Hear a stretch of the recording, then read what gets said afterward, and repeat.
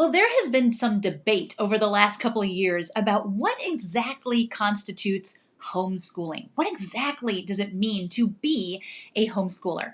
I thought today I would share what my definition is, and I know I'm not any official person who gets to decide, what it says in the Oxford Dictionary, but if it were up to me, I think this is what my definition of homeschooling would be. And I want to break this down a little bit because there are some really key foundational concepts behind this specific definition. And I would love to hear if you agree with me. Feel free to put a comment in there. Tell me if you agree, what you would change. How would you define homeschooling and why would you define it that way? Don't forget to, if you're not yet on the Good Schooling email list, go to goodschooling.net, scroll to the bottom and put your email address in so that you can get homeschool encouragement, advice, tips, and hacks and all that fun stuff all year round to help you on your homeschool journey. So here is the definition. I'm totally going to read it, so if my eyes aren't looking at you, that's why. But I want to make sure I get this exactly right because I spent a lot of time this morning trying to nail down exactly how I wanted this to be phrased. So my definition of homeschooling is this. Homeschooling is an extension of parenting which allows parents to tailor the approach and content of their child's education to that child's needs and to the parent's educational philosophy and life values. Okay, lots of words, lots of phrases. Let's break this down a little bit because I want to tell you why I think each of these phrases is so important. The first one, it's an extension of parenting. Think for a minute about what happens the minute you get that child in your arms, whether it was by adoption, whether it was by natural birth, whatever it was. When you became that child's parent, you started immediately teaching them. You did it through your words. You did it through your facial expressions. These are all ways that we first start teaching our children their native language. And then as you continued to parent, you continued to teach. You taught them how to eat. You taught them how to sit up. You taught them how to walk. You taught them how to put their shoes on, how to tie those shoes, how to button their shirt, right? All of these things were done by you teaching your child. Now, some people seem to think that when we hit 5, since that's the age that most schools start with kindergarten, suddenly everything changes and you can no longer teach your child. This is not true. Homeschooling, educating your child, honest to goodness, you guys, it's just an extension of parenting. There doesn't have to be any major shift between what you were doing when they were little and what you're doing now, because it's still the exact same thing. You're still answering their questions. You're still demonstrating things. You're still modeling how to do things, right? You're still parenting them. Just because now you're parenting them through, understanding concepts like how to read or how to do math or history and science and all these different things doesn't mean that you're not able to teach them anymore. And it doesn't mean that it is some special kind of knowledge that only certain trained people can, pass on to their kids. Homeschooling is just an extension of parenting. The next phrase, which allows parents. This is one of the most key foundational points of homeschooling, is that it is the parent who is in charge. It is not the government. It is not the school. It is not a tutor. It is the parent. Now, can you use government resources? Can you use the public schools? Can you use a tutor when you homeschool? There are ways that you can use all of those in your homeschool. Absolutely. But unless you are the one at whom the buck ultimately stops, if you're not that person, then you're not homeschooling. Homeschooling comes down to the parent. The parent is the one making the choice. The parent is the one making the decisions. The parent is the one making the calls about what constitutes their child's education. If somebody else is saying your child has to learn these things, then you're not homeschooling anymore. Somebody else has taken over that education. You are the one that calls the shots. Now, you might choose to, for example, here in Texas, in some districts, not all districts, but in some districts, the parent can say, as part of our homeschool, we are going to enroll our child in 3 or 4 classes in the public school. Now, We're going to use your classes, and yes, the teacher gets to decide. She gets to call the shots about what happens in her classroom and what the child needs to learn, and tests and quizzes and homework and all of those things, right? But we're not seeking a Texas diploma for our child. We're literally just using these classes to outsource some of our homeschooling. And there are lots of businesses, there are lots of nonprofits, there are lots of places around here in Texas where your child can go for one class or maybe two classes, or you can build an entire day's worth of classes. You can actually drop them off in the morning, pick them up in the afternoon. And yes, somebody else is teaching those classes and deciding what they're going to learn there, but you were the one who looked at those classes and said, okay, this one and this one and this one. Yes, we're going to do these. You're still homeschooling because you're still the one in charge of where your child is going to go to learn and what they're going to learn, because you're choosing to put them in those classes. And those classes, those teachers, they're not the ones creating the transcript. You can let them do the teaching, but then you can say, I know that the teacher, wants you to take this test and do this thing and do that thing. We're not actually going to do those. You could take them. We're not going to count those points. When I put together your transcript and I give you the credit for this class, I'm going to decide what the description of that class is, what else I'm going to bring in to kind of add to what that teacher was teaching. And when we finish doing all of this other stuff that I'm going to add to this, that will be the class that goes on your transcript. So we're going to use that. We're going to use some of these resources. I'm going to grade it my own way, score it my own way. You still, as a homeschool parent, have the opportunity when you drop your kids off at these extracurricular type programs to decide what's actually going to count on the transcript that you create, what you're going to actually count towards your child's official education. The buck stops with you when you are homeschooling. And so this concept of the parent being the one who's allowing things to happen and the parent being allowed to be the one in charge, that is a huge foundational concept when we talk about what exactly homeschooling means. That next phrase allows parents to tailor the approach and the content of their child's education. Okay, we kind of just talked about this. The fact that it's the parent who is saying, okay, this is how we're going to go about this. We're going to take a couple classes, but we're going to do this at home. We're going to, take a project-based approach. We're going to take an unschooling approach. We're going to take a Charlotte Mason approach. We're going to take different concepts from like 3 or 4 different methodologies and cobble them all together into our personal family methodology, which really is what most families do. They come up with an approach that fits their family, it fits their lifestyle, it fits their values, it fits the way that they want to use their time, it fits the kind of materials that the parent has in mind to want to use with their child.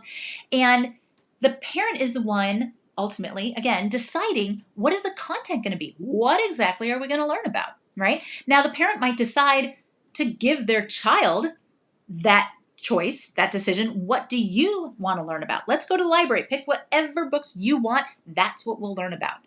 Yes, the child is the one who's getting to choose the curriculum, but it's the parent, or the content, I should say, but it's the parent who is giving them that choice, right? So to tailor the approach and the content of that child's education to their needs, to that child's needs. We don't have to treat our child like everybody else, the way that the public school would do. We don't have to say, okay, well, you're in 4th grade, so that means we have to do 4th grade work this year, which means that we're going to have to do state history, and we're going to learn division or multiplication or whatever it happens to be in your state. It's not even the same across the country. And we have to read these books. And no, you look at your child and you say, okay, what does this kid need? What kind of an approach do they need? Do they need to be able to move a lot? Do they need to be in a very blank room where there's no distraction and just spend 5 or 10 minutes at a time on something because that's all their physical body can handle because they've got way too much energy to just sit there all day at a desk? Do we need to use lots of hands-on stuff because this is a child who's very tactile and really needs to be able to physically and sensorially connect with things in order to really learn them? Or do we need to use lots of books? Or do we need to use lots of music or lots of art? You look at your child and you say, what do you need? We're going to teach you the way that you need to be taught. We're going to teach you the stuff that you need to know. Your child may not need to learn algebra. Okay? I'm just going to say it. Algebra is not for everybody. I think it's ridiculous that we make everybody learn algebra. And there are people who will say, oh, but it's such good brain exercise. It's an exercise in logic and reasoning and thinking. It absolutely is. That is entirely true. It's problem solving. Algebra is really just taking all of the basic math that we know and applying it to problem solving. And yes, it's very important to know how to problem solve. However, not every child needs that level of problem solving. There are a lot of kids out there who absolutely hate math. It makes no sense to them, and it does not make any sense to me to force them to do the kind of math that they are never going to have to use. Now, everyone's going to say, we use math, we use algebra all the time in the real world. Yeah, we do. And you know what? You can learn it through the real world. You come up against a situation, the last thing you're going to do is go, oh, where's my Algebra 2 book? I'm sure somewhere in chapter 19, there's a problem, there's a formula that's going to show me how to solve this problem. No, y'all. We learn how to apply algebra to our lives by living our lives, okay? I do not remember one thing, and someone's going to come and tell me, you learned this. Okay, fine, you proved me wrong. But I do not remember a single time where I learned something in my algebra book and went, oh, this applies to my life right now. No. You know what? As I lived my life, I got to a point one day where I said, gosh, I really need to know how to do this. So what did I do? I went online and I figured out how to do that. And there might have been some algebra used, in which case I went, oh, now I understand how to do that. I didn't get it when I was learning it out of a book and it was just a bunch of numbers that had no relevance to my life. Give it relevance to my life. Now, not only do I want to learn it, I understand it. Okay? So when you look at what a child's education needs to have, that need needs to be based on their needs. Not on, oh, everybody should know how to do this. Everybody should know how to do this. Everybody should know this information. There is no information other than basic math and reading and speaking and writing that everybody needs to know, okay? So you have to stop thinking about it in terms of there being a specific education, a specific body of knowledge that every child needs to have. It's not how it works. You look at your child and say, what do you need? And that is one of the key components of this definition of homeschooling, is that it is tailored to the needs of the child. And then that last phrase, and to the parents' educational philosophy and life values. Now, you may be thinking, I don't have an educational philosophy, like that's a super fancy thing. Why would I have one of those? You actually do. You just probably haven't sat down and thought, what is my educational philosophy, right? But if you were to sit down, if you and I went out for coffee and I said, tell me what you think an education should look like, you would be telling me your educational philosophy. And you'd maybe kind of have to stumble through it a little bit because it's not something that people just sit around and think about unless you're a homeschooler, right? But you would eventually tell me all your thoughts on education. That's your educational philosophy. When you homeschool, whether or not you have thought that stuff through, on purpose or not, that is what you are going to base your homeschooling approach on, which is why I am so adamant that every homeschooler spend time deschooling and learning about the different methodologies that are out there for how people learn how to educate before they start homeschooling. Because your educational philosophy was most likely formed by the educational experience that you had. And the vast majority of us, what kind of education background do we have? We went to public school. And so when we think about education, we automatically default to this idea of education looking like, being in a desk and using textbooks and paper and tests and quizzes and projects and, a teacher sitting up there talking and us taking notes. And we kind of have this idea, well, that's what education is. That's one approach to education. That in and of itself is not education. That is an approach to education, but it's just one of many. And so if we don't know any better, if that's all we know, we can't really define what our dream education philosophy is, because we can't think beyond this. So that's why it's so important to educate yourself as a parent before you start homeschooling on what different kinds of approaches to education there are. Montessori, Waldorf, unit studies, project-based, Charlotte Mason, classical, unschooling. Okay, those are like those are the main ones, right? And if you took just a day to kind of dive down the rabbit hole for each one and just read blog posts and read books and read articles, and you would come away just after a week of reading all of those different, about all those different methodologies, you would come away with a brain exploding with ideas. I had no idea you could learn like that. I didn't know that children could actually, have an entire education based on projects. My little crafty kid who loves to like upcycle all of our trash and who loves to, build stuff and take scraps and make things, and I can turn that into learning. Absolutely you can.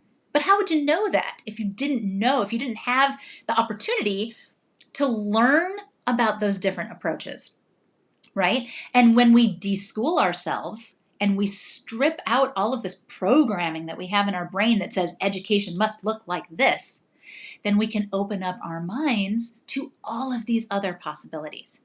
So if you do think, hey, I'm going to sit down and figure out what my educational philosophy is, okay, well, absolutely do that, because this would be a really interesting thing to do. Write down what you think education should look like. What should it include? How should it be delivered? Right? What's the role of the parent? What's the role of the child? What materials? Blah blah blah. All that stuff, and then go do some deschooling and research some of these different methodologies.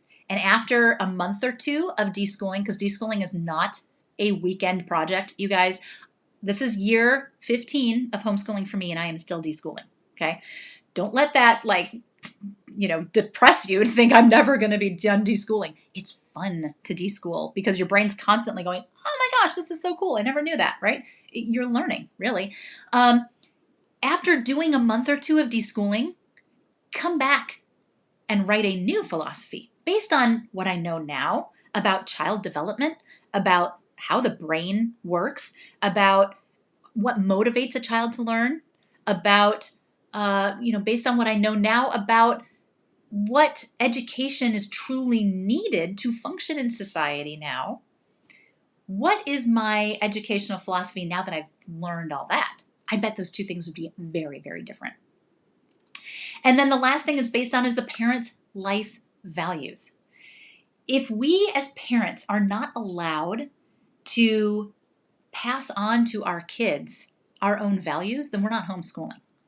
When you live in a state, which thankfully I don't think any of us do, because I don't think any state has gone this far yet, to say that parents cannot teach certain things, okay? If that were to happen, we would no longer be homeschooling, because the state would be demanding that we not give our beliefs to our child. Not only are we not homeschooling, we're not parenting at that point, because isn't one of the keys of parenting the fact that we pass our values on to our kids? This is a key component of homeschooling. The fact that when you homeschool, because it's just an extension of parenting, like we said, you get to base what you do on your life values, the things that are most important to you, your beliefs, your priorities, all of those things. And it's not just, religiously based. I don't just mean that, but I mean, wanting to live a minimalist life, or wanting to be a vegetarian, or wanting to, be able to travel. If that's a value that's important to your family and you want to be able to road school, right? Get in the RV or get in the van and hit the road for a month or two at a time. That is a way that your homeschooling is based on your life values. So this last idea, the fact that it's the parent's philosophy and values that are building this education, that's a huge component. When you give that up to somebody else, you're not really homeschooling anymore, right? When it's somebody else's values, it's somebody else's priorities, somebody else's philosophy, is it really your homeschool anymore? Okay, so I'll put all this together one more time. Homeschooling is an extension of parenting, which allows parents to tailor the approach and the content of their child's education to their needs, to the child's needs, and to the parent's educational philosophy and life values. So as we, struggle kind of, and I don't mean struggle in a bad way, but as we kind of wrestle with this idea of what exactly is homeschooling, I hope that this definition kind of helps you to identify some of the key things that are foundational to the concept of homeschooling. And like I said at the beginning, I don't expect everybody to agree with me, and I would love to hear if you disagree. Did I forget something that you would consider to be key? Did I count as foundational something that you think is not really that important to the definition? I'd love to hear what you think about this definition and what your definition is. Feel free to drop that in the comments. I hope that this has been helpful for those of you who've maybe been kind of on the outside of homeschooling and you're trying to kind of figure out what the heck is this? Like, how exactly does this work? This is how it works. And it might sound like, a little overwrought, like there's a lot going on there. But homeschooling itself, when you put hands and feet to it and you start living it out, is not as overwhelming as you may think. In fact, that's one of the things that I focus on is helping parents to simplify. Less is more when it comes to homeschooling. And you'll notice that I didn't talk about curriculum. I didn't talk about what information they should be learning. I didn't talk about, how many hours you should spend, because all of that stuff, that's not important. Sounds like it would be really important to homeschooling, but it's actually not. Homeschooling is much more simplistic, much less complicated and complex than that. And I would love to help you grab onto that idea of less is more homeschooling. If you'd like more information on that, feel free to drop me a PM. Thank you so much for joining me today. I hope this has been beneficial, and I look forward to talk to you again next week. Take care, y'all. Bye.